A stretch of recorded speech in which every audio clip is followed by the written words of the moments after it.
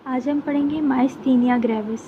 Myasthenia gravis basically एक auto immune disorder है, ठीक है, जिसमें ऑटो एंटीबॉडीज़ बनती हैं एसिटाइल कोलिन रिसेप्टर के अगेंस्ट।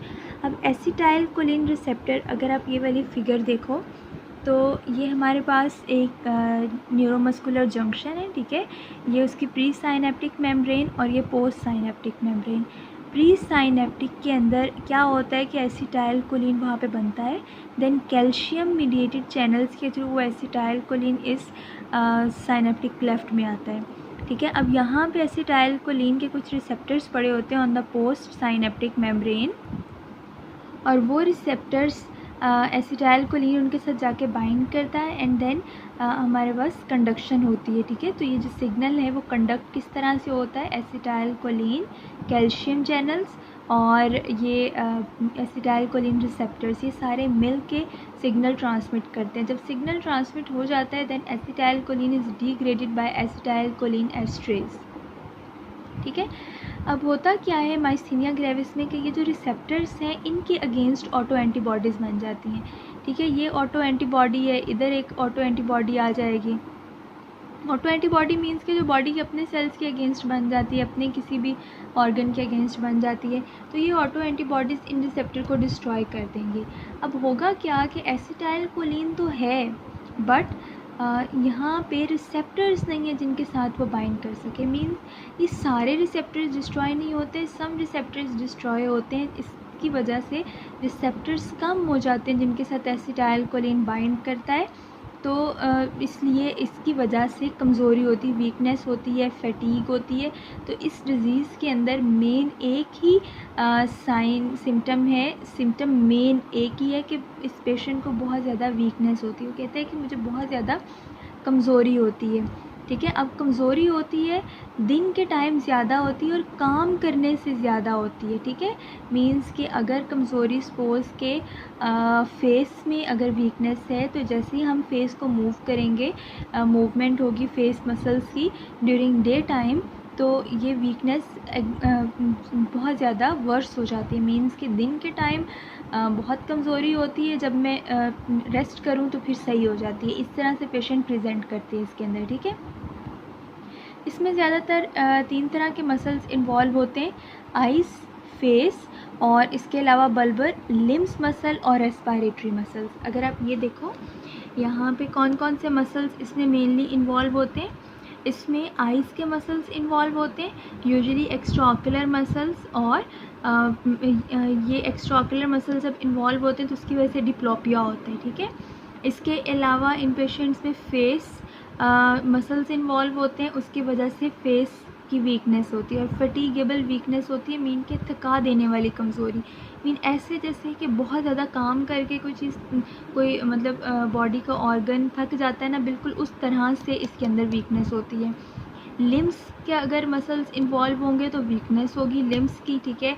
मींस के जिस तरह से कॉमिंग करते हुए शोल्डर को रेज़ करते हैं, हैंड को, तो उस तरह से अपर लिम उस तरह से रेज़ नहीं हो सकता।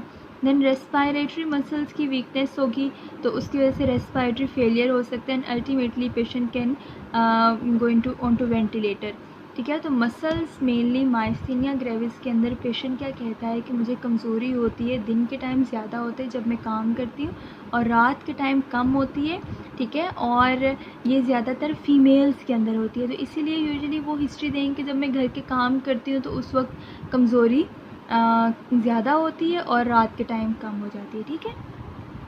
इसको हम इन्वेस्टिगेट किस तरह से करते हैं, अभी मैंने आपको बताया ऑटो एंटीबॉडीज़ बनती हैं, ठीक है। तो ऑटो एंटीबॉडीज़ को हम डिटेक्ट कर लेंगे ब्लड के अंदर, ठीक है। एक तो ऑटो एंटीबॉडीज़ प्रेजेंट होंगी अगेंस्ट एसिटाइल कोलिन रिसेप्टर।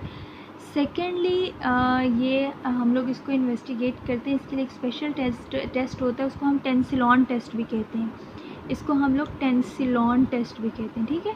तो Tensilon basically it is edrophonium bromide, ये क्या है, ये एस्ट्रेस इनहिबिटर है। अभी मैंने आपको यहाँ पे एक चीज़ बताई थी कि ये acetylcholine it is degraded by this एस्ट्रेस।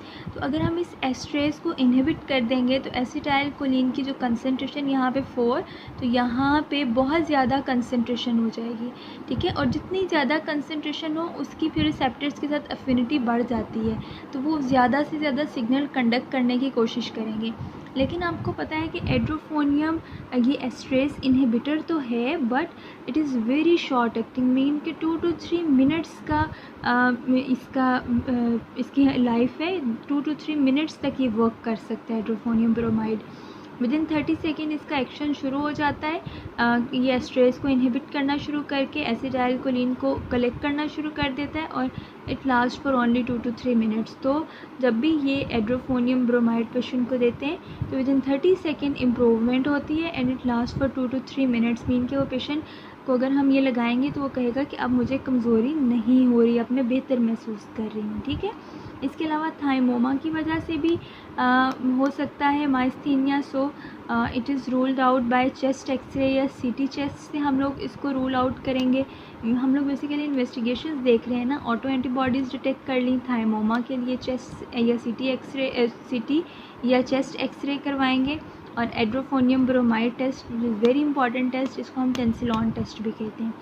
Treatment में सब दोनों देखो इसके अंदर क्या होता है, कुछ होती है टेम्परेरी रिलीवमेंट फॉर एक्यूट अटैक और कुछ होती है लॉन्ग टर्म मैनेजमेंट इसकी। इन दोनों अलग हैं, लेकिन ये जो एसिटाइल कोलिन इनहिबिटर्स है ना, लाइक एस्ट्रेस इनहिबिटर्स, पहले हम लोगों ने एस्ट्रेस इनहिबिटर दिया था एड्रोफोनियम विच इज़ शॉर्ट एक्टिंग। अब हम लोग यहाँ पे ये हम लोग सिर्फ इन्वेस्टिगेट करने के, डायग्नोज करने के लिए देते हैं। अगर हम लोगों ने ट्रीटमेंट के लिए देना है देन पाइरोस्टिगमेन देंगे। पाइरोस्टिगमेन इज़ लॉन्ग एक्टिंग एस्ट्रेस इनहिबिटर। वो क्या करेगा, वो इस एसिटाइल कोलिन की कंसंट्रेशन को बढ़ा के सिम्टम्स को इम्प्रूव करेगा। और यूजुअली ये एक्यूट एग्जर्बेशन जब भी होती है माइस्थीनिया ग्रेविस की, उसके अंदर देते हैं, ठीक है। इसके अलावा प्लाज्मा एक्यूट अटैक के अंदर और क्रॉनिक में भी हम ये देंगे। एक्यूट अटैक के अंदर स्पेसिफिकली हम IV इम्यूनोग्लोबुलिन्स देंगे। ये क्या करेगा, ये जो ऑटो एंटीबॉडीज़ ये बनी हुई है ना, ये इनकी कंसंट्रेशन को कम कर देगा, ठीक है। ये इनकी कंसंट्रेशन को कम करके ये एक कर दी, ठीक है। तो ये IV इम्यूनोग्लोबुलिन ऑटो एंटीबॉडीज़ को की सिंथेसिस को बेसिकली कम कर देगा। और प्लाज्माफेरेसिस क्या होता है कि सपोज ये ब्लड है ना, इस ब्लड के अंदर ये ऑटो एंटीबॉडीज़ पड़ी हुई हैं, तो इस ब्लड को हम लोग एक्सचेंज कर देते हैं, तो उसमें से सारी ऑटो एंटीबॉडीज़ को रिमूव कर देते हैं। तो इस प्रोसीजर को हम कहते हैं प्लाज्माफेरेसिस। ये जितनी भी ऑटो इम्यून डिसऑर्डर्स हैं ना, यूजुअली उसके अंदर करते हैं। तो चूँकि myasthenia gravis is also auto immune disorder, उसमें भी हम ये करेंगे। लॉन्ग टर्म में स्टीरॉइड्स देते हैं, एज़ाथायोप्रिन इम्यून सप्रेसिव एजेंट, और थायमेक्टमी करते हैं, ठीक है। ये लॉन्ग टर्म मैनेजमेंट है। और एक्यूट में इम्यूनोग्लोबुलिन एंड प्लाज्माफेरेसिस। तो मैं इसको समराइज़ कर देती हूँ। माइस्थीनिया ग्रेविस में आपने जो पॉइंट्स अपने माइंड में रखने हैं, फर्स्ट ऑफ ऑल इनके अंदर वीकनेस होती है, ठीक है। बगैर काम किए बहुत ज़्यादा कमज़ोरी होती है इन पेशेंट्स में। तो वीकनेस ख़ास तौर पे आइज़ में होती है, ठीक है, फेस में होती है और लिम्स के अंदर होती है, यूजुअली अपर लिम्ब के अंदर होती है, ठीक है। कमज़ोरी होती है और दिन के टाइम होती है, रेस्ट करने से इट गेट रिलीव, ठीक है। एक पॉइंट आपने ये याद रखना है माइस्थीनिया ग्रेविस में। Secondly it is diagnosed by Tensilon test, ठीक है। थर्डली इसके मैनेजमेंट के अंदर आपने क्या देना है, मैनेजमेंट में इसमें एक तो एस्ट्रेस इनहिबिटर देंगे, ठीक है, एस्ट्रेस इनहिबिटर विच इज़ पाइरोस्टिगमीन। और इसके अलावा इसमें बिकॉज ऑटो इम्यून डिसऑर्डर, तो ऑटो इम्यून डिसऑर्डर में IV इम्यूनोग्लोबुलिन, जितनी भी ऑटो इम्यून डिसऑर्डर है, अगर कुछ भी ट्रीटमेंट जहन में नहीं आ रहा, IV इम्यूनोग्लोबुलिन और प्लाज्माफेरेसिस उसमें लिख सकते हैं, ठीक है। इसके अलावा स्टीरॉइड्स इन पेशेंट्स में देंगे, और because it is auto immune disorder so immune suppressive agent is azathioprine देंगे, ठीक है। और थायमेक्टमी की वजह से थाइमोमा की वजह से हो रहा था, सो हम थायमेक्टमी कर देंगे। तो ट्रीटमेंट तो बहुत इजी है, सिर्फ ये एक याद करने वाला है और एक थायमेक्टमी। बाकी ये ऑटो इम्यून डिसऑर्डर जहाँ पे नाम ले लिया वहाँ पे ये सारे ऑटो इम्यून जितनी भी डिसऑर्डर्स हैं सब के अंदर ये आलमोस्ट ये ट्रीटमेंट देते हैं, ठीक है। तो आपने ये बात याद रखनी है कि फ़ीमेल्स के अंदर होता है, दिन के टाइम उनको कमज़ोरी होती है और टेंसिलॉन टेस्टिस को हम डायग्नोज करते हैं।